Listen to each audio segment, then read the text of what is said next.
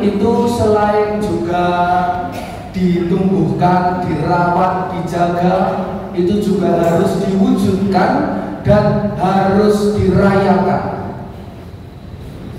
Ulang tahun paroki itu juga adalah sebuah peristiwa iman, maka kita juga merayakannya. Perayaan iman ini sudah kita mulai, sudah kita awali sejak tanggal 27 Oktober yang lalu. Yang dilakukan adalah perarakan vandel yang ada di belakang itu, sehingga ada berbagai macam vandel.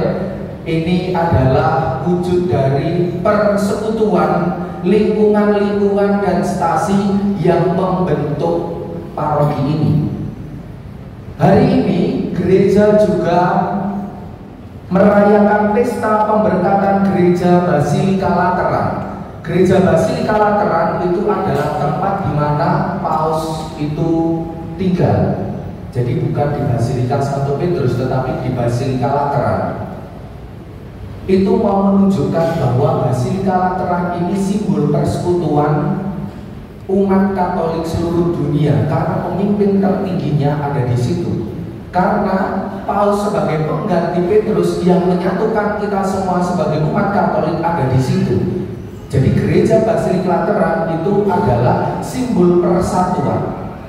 Maka kalau di tingkat paroki, gereja paroki ini juga menjadi simbol persekutuan, persatuan dari seluruh umat Katolik yang ada di wilayah paroki Santo Hildebrandus Cepu ini.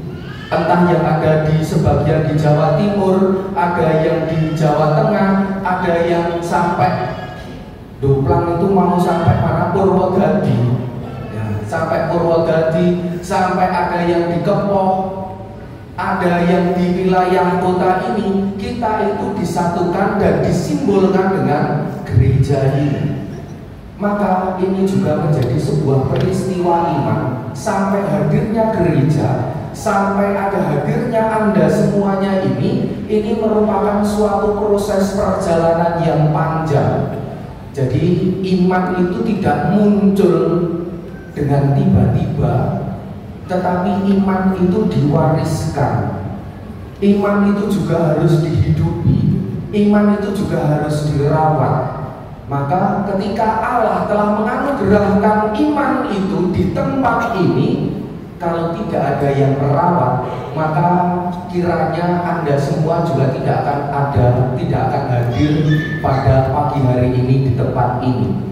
Maka ini juga merupakan jasa dari para pendahulu kita, para pengurus-pengurus gereja, para tokoh-tokoh umat, para imam-imam yang telah lebih dahulu ada di sini dan merawat serta menjaga iman itu sampai sekarang ini. Maka ini sekarang menjadi tugas kita untuk juga memastikan bahwa iman kita itu masih terjaga, iman kita itu masih tumbuh, iman kita masih kokoh. Jangan sampai nanti ketika iman itu mulai goyah, iman itu kepada Tuhan Yesus ini mulai ditinggalkan, lalu gereja mulai ditutup. Gereja lalu juga mungkin bisa jadi dialihfungsikan menjadi tempat lain karena memang tidak ada umatnya. Maka ini perlu dijaga, ini perlu dirawat. Maka dari itu kita pada hari ini diajak untuk merenungkan perjalanan iman itu. Dan sekarang proses merawat, proses mewariskan iman itu menjadi tugas kita sekalian. Maka dari itu mari kita mewariskan iman dengan benar. Jadi tidak hanya syukur mewariskan. Ada cerita, mungkin Anda pernah dengar, ada seorang imam itu yang ditugaskan di daerah Papua. Di daerah Papua, lalu di Papua, di sana itu ada seorang anak kecil, mungkin kelas 2 atau kelas 4 SD. Lalu itu sudah diajari bahwa kalau ada apa-apa, yang pertama-tama kali dilakukan adalah adalah berdoa kepada Tuhan. Suatu kali anjing dari anak ini sakit, sudah diberi obat macam-macam, ramuan macam-macam, itu tidak sembuh-sembuh.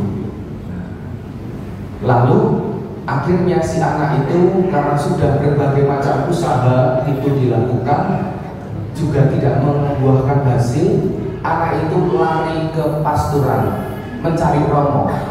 Sampai di pasturan ketemu Romo. Romo, ayo ke rumah saya. Loh, kenapa?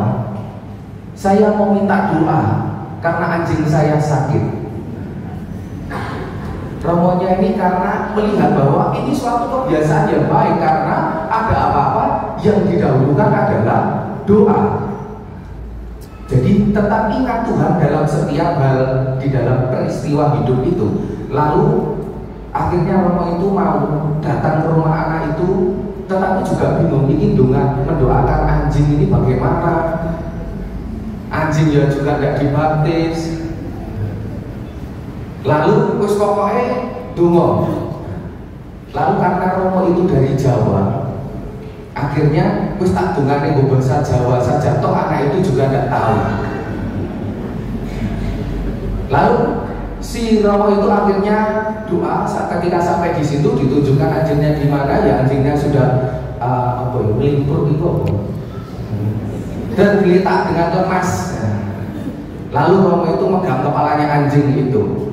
Suasu nek mati dan mati yo, nek pengen urip dan Mario. Artinya anjing kalau mau mati dan cepat mati, kalau mau hidup cepatlah sembuh. Tapi pakai bahasa Jawa itu. Lalu sudah, setelah itu pulang. Ternyata 2 hari kemudian anjingnya sembuh.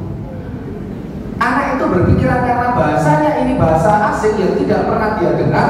Nek Romo itu pasti gunakan bahasa Latin. Ternyata doa pakai bahasa Latin itu ampuh. Dan dia menghafal itu. Oh, doanya nek orang sakit itu seperti itu. Pakai doa bahasa Latin itu nanti ampuh. Lalu jeda beberapa hari dia mau cerita itu kepada Romo bahwa anjingnya sudah sembuh. Lalu dia pergi ke pasturan. Sampai di pasturan dia ngomong, ya mungkin ke posternya, saya mau bertemu dengan Romo. Gak bisa, Romonya sedang istirahat. Pokoknya saya mau bertemu dengan Romo. Akhirnya posternya itu masuk dulu. Romo ini mau ada yang mau ketemu anak kecil itu. Bilang kalau saya sakit.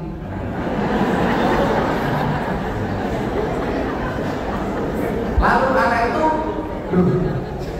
tidak bisa, saya kalau gitu saya yang masuk, Romo jangan keluar, saya yang masuk. Saya mau mendoakan Romo. Akhirnya si anak itu, poster itu kembali lagi ke dalam. Romo, anak itu ngotot katanya mau mendoakan Romo. Pikirannya masih biasa saja. Oh iya, nggak apa-apa, silakan diajak masuk saja. Sampai di depannya Romo mau saya doakan? Ya nggak apa-apa. Nah, ternyata tiba-tiba langsung pegang kepalanya Romo dan berdoa. Suasu nek mati dan Mario, nek urip dan Mario. Karena pemikirannya itu doa bahasa Latin untuk yang sakit. Di sini maka saya mengatakan bahwa suatu warisan yang baik itu harus disertai dengan pemahaman yang baik. Artinya kita diajak untuk mewariskan iman yang benar. Jangan hanya syukur mewariskan. Yang penting anak saya sudah saya baptis, tetapi tidak diajari, tidak pernah diajak untuk ikut misa. Nanti akhirnya jadi salah kaprah seperti itu. Yang penting anak saya sudah saya nikahkan di gereja, tetapi setelah menikah juga tidak pernah datang ke gereja lagi. Yang penting saya itu berdoa, tetapi tidak pernah datang ke lingkungan. tidak pernah datang misa, maka ya jangan heran ketika nanti anak Anda dewasa, ketika Anda melakukan hal seperti itu, anak-anak Anda itu di masa yang akan datang juga tidak akan aktif di lingkungan, tidak akan aktif dalam pelayanan-pelayanan di gereja, juga tidak akan aktif di dalam perayaan-perayaan sakramen gereja. Karena yang penting saya sudah mewariskan, tetapi tidak mewariskan iman dengan benar. Maka ada yang mengatakan bahwa model-model orang Katolik, yang pertama itu model hancur atau model pecah. Ini adalah orang yang sudah dibaptis tetapi sudah tidak mau ke gereja lagi, tidak mau berkumpul lagi, entah karena sakit hati, entah karena malas, entah karena sesuatu hal yang lain, karena pekerjaan, karena pernikahan, lalu memilih untuk meninggalkan Tuhan Yesus. Jadi itu adalah model umat yang pecah atau hancur. Karena apa? Saya mengatakan seperti itu. Baptisan itu kekal. Anda mau ngomong saya bukan Katolik lagi, tetapi meterai yang kita terima dari sakramen baptis itu sifatnya kekal. Mau Anda ngomong seperti itu, meterai baptis itu tetap ada. Makanya ketika sudah tidak mau ke gereja lagi, meninggalkan gereja, sebenarnya di situ masih menjadi orang-orang yang dibaptis. Makanya saya ngomong bahwa itu adalah model umat yang hancur atau pecah. Tetapi sudah yakin bahwa mereka menyatakan saya tidak mau lagi ke gereja. Ada berbagai macam alasan. Lalu model yang kedua itu adalah retak. Retak ini setengah-setengah. Ini ya kalau anak zaman sekarang ini ngomongnya ini kaum mendang-mending gitu. Jadi utuh ya enggak, pecah ya enggak. Akhirnya ini yang menyatakan diri masih Katolik tetapi tidak melaksanakan tugasnya sebagai orang Katolik. Ini contohnya ya umat komentator seperti itu. Nenek gereja datang untuk mengomentari orang lain. Jadi tidak berdoa dengan sungguh-sungguh, tetapi malah mengomentari. Nanti ada yang bacaan salah siti dikomentari. Nanti ada ore kok ini dikomentari. Ada hiasan apa yang kurang berkenan di hatinya, kalau tidak sesuai itu bukan memberikan masukan, bukan memberikan solusi, bukan mau terlibat, tetapi hanya berkomentar. Itu masuk golongan yang retak ini. Dan juga yang umat Katolik bagian intelijen, yang biasanya apelnya itu hari-hari besar saja, Natal, Paskah dan acara-acara besar. Jadi intelijen itu ya agen rahasia lah begitu. Jadi umat Katolik tapi tidak pernah kelihatan. Kelihatannya apelnya itu ketika hari-hari besar, ya Natal, Paskah, dan mungkin HUT paroki seperti ini. Mungkin itu juga masih Katolik, atau juga yang menyatakan diri saya masih Katolik, tetapi doa lingkungan tidak pernah datang, misa juga tidak pernah datang, tapi akunya saya masih Katolik. Dan di sini atau biasanya juga yang membuat suasana yang tidak nyaman itu adalah ya ketika datang seperti orang Farisi lah. Seperti orang Farisi itu aktif, atau juga mungkin dia tahu, dia mengakui bahwa dia beriman, tetapi yang dilakukan justru adalah mengkritik dan membenci Tuhan Yesus. Nah kira-kira juga seperti itu yang dilakukan adalah apapun yang terjadi di gereja, apapun yang terjadi dilakukan, apapun yang dilakukan oleh pengurus, apapun yang dilakukan oleh umat, itu senantiasa dicacat. Tetapi memberi masukan itu boleh, mengkritik itu boleh, Tetapi bukan hanya soal motivasinya, bukan menjatuhkan, motivasinya bukan menebar kebencian, motivasinya bukan menebar berita palsu, berita bohong. Maka kita perlu berhati-hati agar jangan sampai menjadi umat yang retak imannya ini. Maka hati-hati di dalam menggunakan mulut kita, hati-hati di dalam juga bersikap, seraya juga kita memperbaiki diri. Memperbaiki diri itu artinya ya yang sekarang belum aktif di stasi, belum aktif di lingkungan, mulai sekarang aktiflah, bertobatlah. Jangan sampai datang ke lingkungan, datang ke gereja hanya ketika kita butuh saja. Kasaran nih, secara kasar, secara yang hanya ketika butuh saja, itu datang ke gereja hanya ketika baptis, menikah, dan meninggal. Selain itu, yaitu tadi tidak tahu entah kemana. Lalu bagian yang ketiga adalah model orang Katolik yang sejati. Orang Katolik yang sejati itu bukannya orang yang tanpa dosa, bukannya orang yang tanpa kesalahan, tetapi orang yang senantiasa bertobat dan merenungkan hidupnya. Orang yang senantiasa mau untuk memperbaiki diri, orang yang senantiasa mau untuk datang kepada Tuhan supaya dimurnikan, disucikan, dan dikuatkan di dalam iman. Maka inilah yang kita lakukan pada saat ini. Di saat kita bersuka cita dalam rangka ulang tahun paroki kita yang ke-93, kita datang kepada Tuhan supaya iman kita dikuatkan, iman kita diteguhkan, iman kita didewasakan, sehingga pada akhirnya kita menjadi umat Katolik yang penuh kasih dan sukacita. Jadi orang Katolik yang sejati itu tandanya adalah dia punya kasih dan dia punya sukacita. Punya kasih kepada sesama dan punya sukacita untuk melayani. Entah melayani dalam keluarga, dalam lingkungan, dalam masyarakat, di dalam gereja. Jadi tidak hanya berkomentar saja, tetapi juga mau melayani.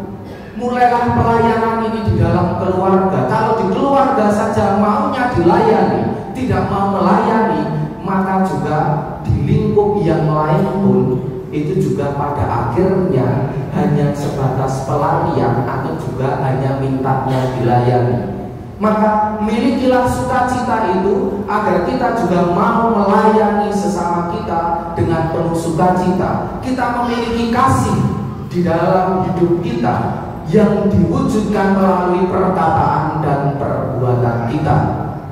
Maka dari itu di usia paroki kita yang 9 ke 93 ini bukan usia yang kalau orang itu bukan muda lagi. Ini sudah masuk ke usia lansia.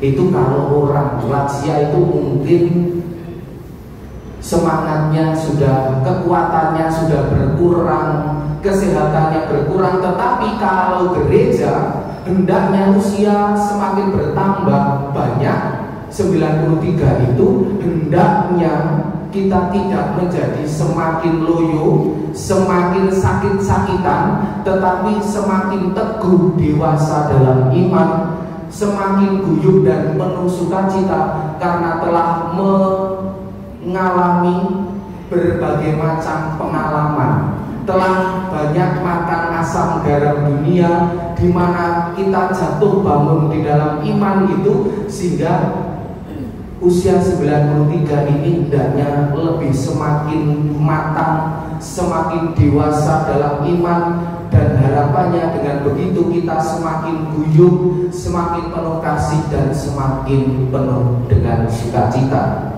Saya akan mengakhiri homili saya dengan pantun. Ikanilah ikan hiu, selamat ulang tahun yang ke-93 Paroki Santo Willibrordus Cepu. Pagi-pagi ikut misa, misa bareng keluarga. Di usia yang ke-93 semakin guyup dan penuh sukacita. Jangan tepuk tangan, dilakukan saja. Jadi kita semakin guyup dan penuh sukacita, berkat Tuhan senantiasa menyertai